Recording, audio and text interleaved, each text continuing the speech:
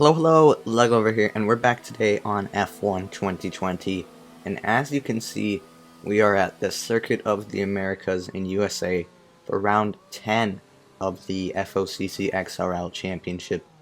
Last time we actually secured the Drivers' Championship in Japan, and we pretty much have the constructors in the bag, so we're just trying to bring it home with just 3 races to go in this season, including this one here. But we're out in qualifying right now, and you can see we're going to set a lap with around 8 minutes to go, and we're actually on the medium tire because the medium to soft strategy is quite good around USA. So hopefully this is going to be our only lap in qualifying, but we're heading out of turn 2 now through the S section here, and this section is very difficult, especially when you're on the mediums in a qualifying lap, because it's really easy to oversteer.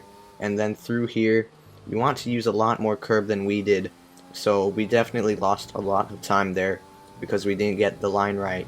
But into turn 11, start all the way on the right side of the track, we kind of miss the ideal line because you can cut the inside of that corner a lot here and it won't invalidate, and you can do the same thing here for turn 12 using all of the curb on braking. And then through here we take it pretty nicely, and then into this very tricky third sector. It's a purple second sector, as you can see on the track map. This section is also very difficult, especially when you're on the medium tire.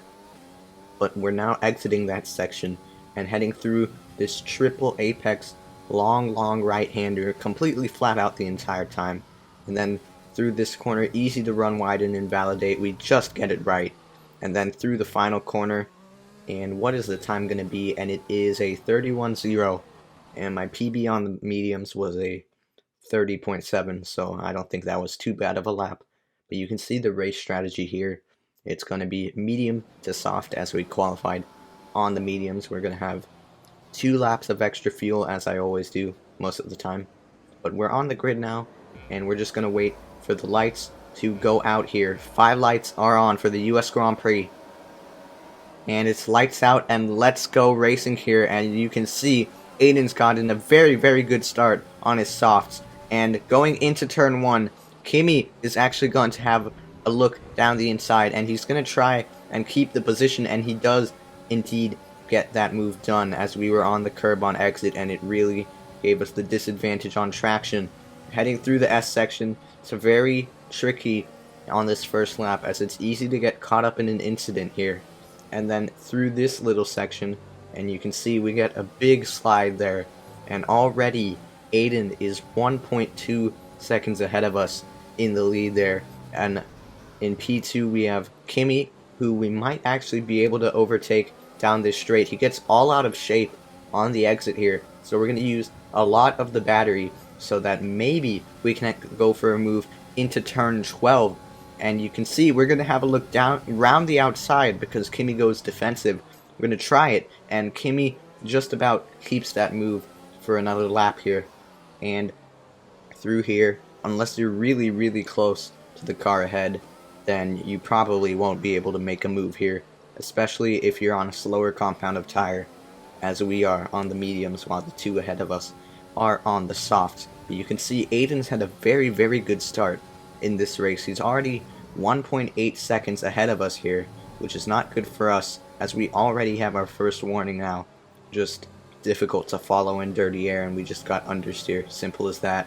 But heading down the main straight now, and we're going to have a look down the inside this time, not the outside, and heading through turn 1 now. We're going to see if we can keep the move here, and we make a little bit of contact, and we aren't able to get the move done on that occasion. Heading into the S section now, and it's difficult to follow a car through here, and we're looking for a move, but instead we pick up a warning, and we nearly go into the back of Kimi as he's lagging all over the place. But we set a purple first sector, and exiting this section, going through turn 10, which is downhill, and then into the turn 11 hairpin, which sets you up for this very long straight. And you can see that Kimi's gone very wide here, and we've gotten a much better exit than him. We're going to use the overtake. We're going to the outside. Once again, we are alongside him now, heading into turn 12 then. Can we get the move done this time? We weren't able to do it on lap 1, and you can see Kimi literally just shoves us off the track, but we do get the position. And at this stage of the race, I didn't realize because it didn't come up on the MFD, but because we were pushed off track, we did actually get damage. It was only minor damage, but it was still damage, and it definitely did affect us, or affect me during this race here. But we're still pushing on here. At this stage of the race, I still haven't realized that I have damage, and heading through the final corner, and Aiden has set the fastest lap.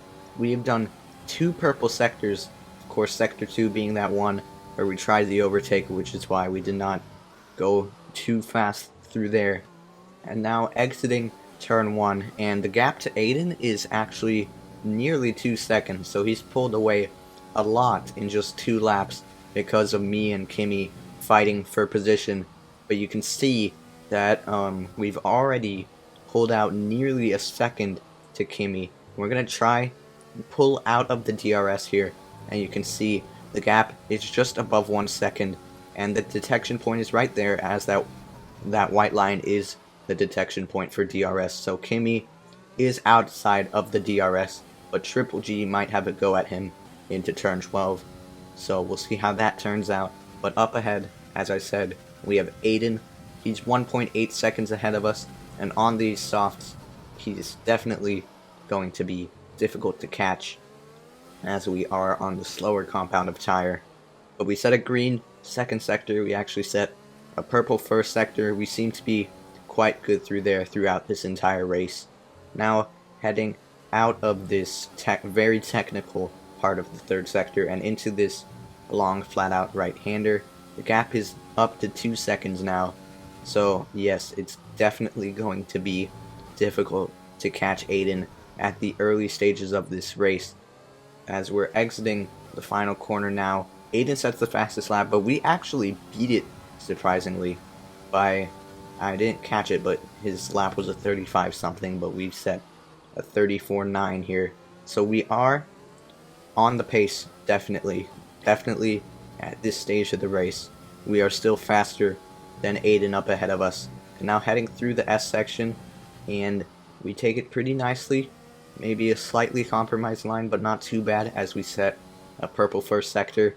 And we've pulled in the gap quite a lot through here, but you're about to see we have to compromise the line a little bit, as we got it a little bit wrong, and Aiden was able to pull away slightly. And now the gap to Aiden up ahead of us is 1.6 seconds, so we are still closing in, and 1.7 seconds now, so you can definitely tell 1.8 seconds. He's using a lot of the battery down this straight into turn 12, and exiting turn 12 now to start the third sector. It's a red second sector, but we are still pretty consistent with our best time at the moment. And now heading through this corner, it's very difficult under braking. In the quali and both in the race, it's quite difficult to get right, because you're pretty much braking and turning the entire time, and that's right after a very difficult traction zone where you're turning and applying the throttle the entire time. So that's why that section is often very tricky for the drivers. But as we cut on to the end of lap 5 in this race, Aiden's gone in the pits. But you might have heard there was a big crunch in the wall there, and yellow flags were out, and I can confirm that that was actually Aiden hitting the pit wall on pit entry there. So not ideal for him, but definitely good for us here. Aiden's probably going to have to get that front wing replaced now. He's in the pit lane. He's stationary for quite a while, as you can see on the track map, but we get a 3-second time penalty, unfortunately, from a silly mistake. But heading onto the end of lap 8 now, and well, we get another warning, so quite a silly mistake once again. We're going to try and get no more warnings in the rest of this race, but you can see that we are now pitting, and we're going to go onto the soft tire, and You can see we're changing the tires now. 2.6 second pit stop, as it always is in these online races. And now heading down the pit lane here, patiently waiting to cross the pit exit line so we can disengage the limiter. And we go now, and now heading into turn 1. And we are still the lead car on track here. And now we can attempt to set the fastest lap here. As we cut onto the end of that same lap, this is where we're going to try and get the fastest lap. As you can see, it was a purple third sector on our outlap now. And heading into turn 1 then, using the curb on entry, using all of the inside curb, but do not touch the curb on exit. Through turn 2, use as much track as possible. And then heading through this S section here, you can see we're just maximizing the track usage and risking it all for this fastest lap here. It's a purple first sector, and now heading through this sequence of corners, definitely could have used a bit more curb through turn 8, but we still get the line pretty good and we don't lose much time at all through turn 11, and we take it pretty nicely, taking a good amount of inside curb. And now heading down this straight, we're going to use the overtake here so that we're quick on the straight line. And then heading into turn 12, starting on the curb, using all of the track on entry, and then on the apex you can cut it a lot there without getting a warning or invalidation or a penalty. And you can see it's 2 purple sectors, and now the grip of these softs through this third sector is definitely going to show, and it's definitely giving us a huge pace advantage here through this flat out right-hander now. And we're going to stay tight to the inside before we go through this quick right-hander, using all of the exit curb, and through the final corner, turn 20, using all of the inside curb but avoiding the outside curb, overtake up to the line, and it's a 32.7, which is pretty good in my opinion. Heading down into turn 1 once again, and you can see the gap is 12 seconds to Aiden, but as we cut onto the end of lap 11, the gap is 14 seconds, but you can see the safety car has actually been deployed here, and that is a huge change in this race now, because it was looking like we comfortably had the win here, but in the closing stages of this race we now have a safety car. And keep in mind that we do have a 3-second time penalty for track limits, so Aiden could possibly snatch the win here. But you can see he truly did have a free pit stop that he could have made for softs, but he actually decides to stay out here along with a lot of other cars here. And as we cut onto the end, or the end of this, or towards the end of this lap, this same very lap that the safety car came out, and you can see the safety car is in at the end of this lap, so the safety car hasn't even been out for a full lap here. And our tires, you can see, because of this really annoying safety car limiter, our tires are just going to freeze, because you can't warm them up with this limiter, because you can barely even accelerate here because of the safety car limiter. And you can see Aiden is ready for this restart right behind us, Triple G close behind him, and then Bulldozer right behind. But the rest of the field hasn't caught up to the queue yet, as this safety car hasn't even been out for a full lap. But heading into the final corner, we're going to try and get a good restart here. And we go now, and you can see it's lots of wheel spin with our cold tires. You can see the damage on screen that I was talking about earlier, but you can you saw how much wheel spin we got, but into turn 1, and Aiden had a big dive bomb into turn 1, and if we didn't turn out of the corner, that surely would have been contact, but luckily there was no contact there. And now heading through this S section, and we have maintained our leading position here, which is good for us because we are still on the faster compound of tire compared to Aiden and pretty much everyone behind us, really, because I believe we are the only car to have started on the medium tire. So we're the only car that took the alternate strategy here. But heading down this back straight now, on lap 13 of this race, after this one it's just going to be one more lap before the checkered flag waves, and then now heading through turn 12, out of turn 12 now, and the gap to Aiden is already 1.5 seconds. We've set a purple second sector here, which just shows the pace that we still have on these softs. Clearly, they haven't worn out. Tire wear really isn't an issue in these 25% races, which pretty much allows you to go complete maximum pace the entire time, which is good if you're not great at tire saving. But even if you are good at tire saving and you're going full pace, there's really no need to save the tires. But on lap 14 of this race now, and we're heading out of turn 1 at the moment, and it's already 2.9 seconds to Aiden behind us, just showing the advantage of these softs as we can go maximum pace, as I said earlier. No tire saving needed in these 25% races. We set a purple first sector here, but this little section at the start of sector 2 definitely could have been a bit better. Now heading into turn 11 for the final time in this race, going through now and exiting, and look at the track map at turn 11.